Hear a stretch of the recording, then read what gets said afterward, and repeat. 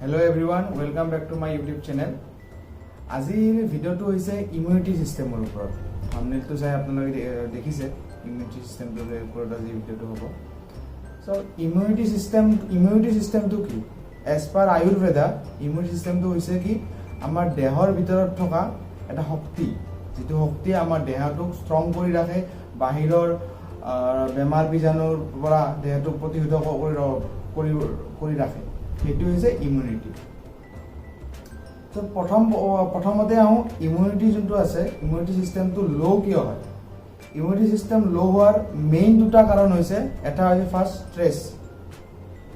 আমি যিটো ষ্ট্ৰেছ লওঁ, যে এই কামৰ ষ্ট্ৰেছ বা যিকোনো মানে যিবিলাকে বেছিকৈ চিন্তা কৰে, বেছিকৈ ষ্ট্ৰেছ লয়, কামত বেছিকৈ অভাৰ মানে চিন্তা কৰে, সেইটো এটা কাৰণ। নেক্সট হৈছে আপোনাৰ ৰং ফুড চিলেকশ্যন।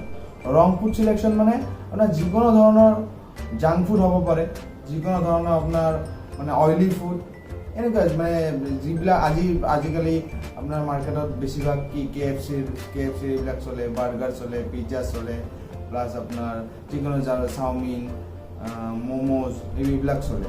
তো এইবিলাক কি হয় বেছিকেলি আপোনাৰ জাংক ফুড, আৰু এইবিলাকে কি কৰে আপোনাৰ দেহৰ ইমিউনিটি চিষ্টেমটো ল' কৰে।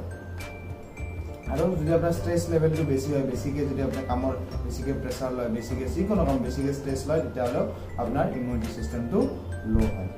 তো আমি গম পালোঁ যে ইমিউনিটি চিষ্টেমটো ল' কেনেকৈ হয়। এতিয়া আমি আমাৰ ইমিউনিটি চিষ্টেমটো বুষ্ট কৰিবলৈ বা ইমিউনিটি চিষ্টেমটো আমাৰ ষ্ট্ৰং কৰি ৰাখিবলৈকে এইকেইটাতো আমি কমকৈ ষ্ট্ৰেছ ল'ব লাগিব, যিকোনো কামত কমকৈ ষ্ট্ৰেছ ল'ব লাগিব, বা ষ্ট্ৰেছ বেছি হ'লেও আমি ৱৰ্কআউট কৰিব লাগিব, মেডিটেশ্যন কৰিব লাগিব, যোগ কৰা যোনটো প্ৰাণায়াম কৰা বুলি যোনটো কয় সেইটো কৰিব লাগিব, বা আমি এইটো কৰিব লাগিব, বা আমি যিকোনো ধৰণৰ জাংক ফুড বা এনেকুৱা ধৰণৰ যিবিলাক আনহেল্ডি ফুড আছে এইবিলাক এভইড কৰিব লাগিব। ছেকেণ্ডলি আমি বুষ্ট কেনেকৈ কৰিম? বুষ্ট কৰাৰ কাৰণে মই আপোনালোকক আজি কেইটামান ফুড ক'ম, যিকেইটা ফুড ইমিউনিটি চিষ্টেমৰ কাৰণে একদম মানে বেষ্ট।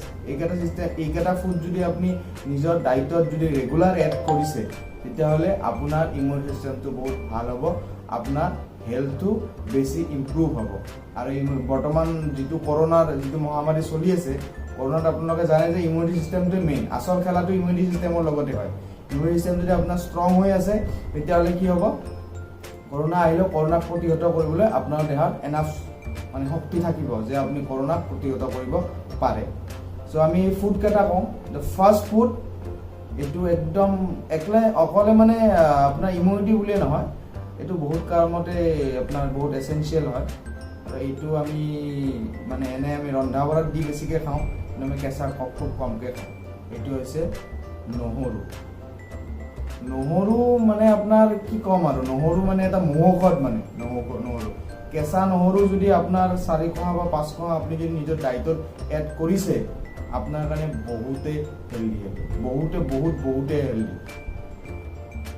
প্ৰথম কথা, আপোনাৰ কলেষ্ট্ৰল লেভেল মানে ব্লাড মানে হাই BP যিবিলাকৰ প্ৰব্লেম আছে, কলেষ্ট্ৰল লেভেল এইটো আপোনাৰ বহুত কমাই দিয়ে। কলেষ্ট্ৰল লেভেল যিসকলে ৰেগুলাৰলি খায়, কলেষ্ট্ৰল লেভেলত বহুত হেল্প কৰে, কলেষ্ট্ৰল লেভেলটো কণ্ট্ৰল কৰাৰ কাৰণে।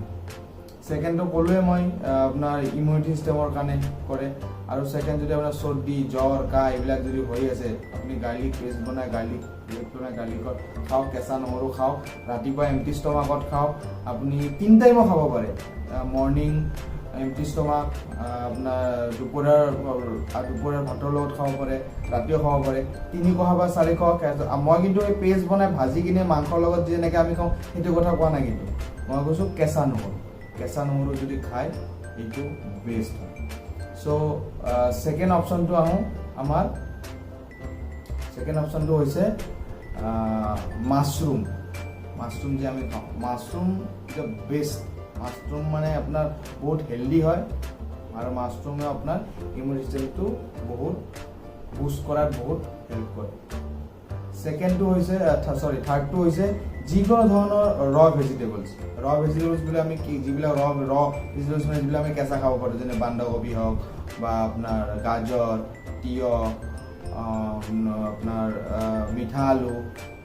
এইটো আমাৰ নৰ্মেল আলুটোৰ কথা কোৱা নাই, মই মিঠা আলুৰ কথা কৈছোঁ, চুইট পটেটো, মিঠা আলু। তাৰপাছত আপোনাৰ বিট, পালেং, যিবিলাক কেঁচা আমি ৰ' খাব পাৰোঁ। চ' যিকোনো ৰ ভেজিটেবলত বিটা কেৰটিন থাকে। বিটা কেৰটিন যদি আমি 30 পৰা 50 mg লওঁ ডেইলি, আপোনাৰ এইটো বহুত হেল্পফুল। গতিকে যিকোনো আপুনি মানে একচুৱেলি মোৰ কথাটো হৈছে আপুনি চেলাইড এড কৰিব। যদি আপুনি আপোনাৰ নিজৰ ডায়েটত যদি সদায় যদি চেলাইড এড কৰে, তেতিয়াহ'লে আপোনাৰ কাৰণে বহুত হেল্পফুল হয়। নিজৰ বডিৰ কাৰণে ভাল। আমি ৰ ভেজিটেবলছ খাবই লাগে। আৰু শেষৰটো হৈছে যিকোনো ফ্ৰুটছ, মই কল, আপেল, নাচপতি, নাৰিকল বুলি কোৱা নাই, যিকোনো ফ্ৰুটছ হওক। ফ্ৰুটছ আপুনি এটা লিমিটেড, আপুনি কল হ'লে এটা আপেল, এটা কল, যিকোনো এবিধ, অলপ কেতিয়াবা আম, ছিজনেল ফুড, যেতিয়া ছিজনেল ফুড ল'ব পাৰে। যিকোনো ফল আপুনি নিজৰ ডায়েটত এড কৰক, তাৰপিছত আপুনি ৰিজাল্ট চাব। অকল মাছল গেইন বুলিয়ে নহয়, ফেট লছ বুলি নহয়, ইমিউনিটি চিষ্টেম বুলি নহয়, অভাৰঅল হেল্থৰ কাৰণে যিকোনো ধৰণৰ ফল আমি খাব লাগে। এইটো আমাৰ দেহৰ কাৰণে ভাল। বহুত অকল ইমিউনিটি চিষ্টেম বহুত বেনিফিট আছে।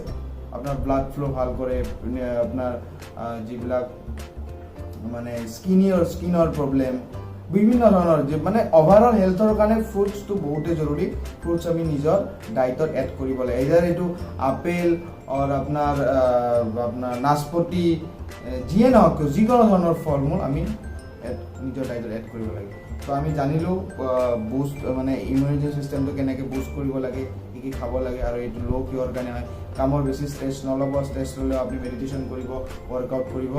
আৰু এইখিনি যিখিনি মই খাদ্যৰ কথা ক'লোঁ, নহৰু, ৰ ভেজিটেবলছ প্লাছ আপোনাৰ ফ্ৰুটছ, এইখিনি আপুনি নিজৰ খাদ্যত এড কৰক, আৰু তাৰ পাছত আপুনি ৰিজাল্ট চাওক। এতিয়ালৈকে যিসকলে ভিডিঅ'টো নতুনকৈ চাইছে, যিসকলে চেনেলটো নতুনকৈ আহিছে, তেওঁলোকে চেনেল ছাবস্ক্ৰাইব কৰিব, ভিডিঅ'টো লাইক কৰিব, শ্বেয়াৰ কৰিব, আৰু কমেণ্ট বক্সত জনাব কেনেকুৱা লাগিল। তেতিয়ালৈকে ষ্টে ফিট, ষ্টে হেল্ডি, বাই।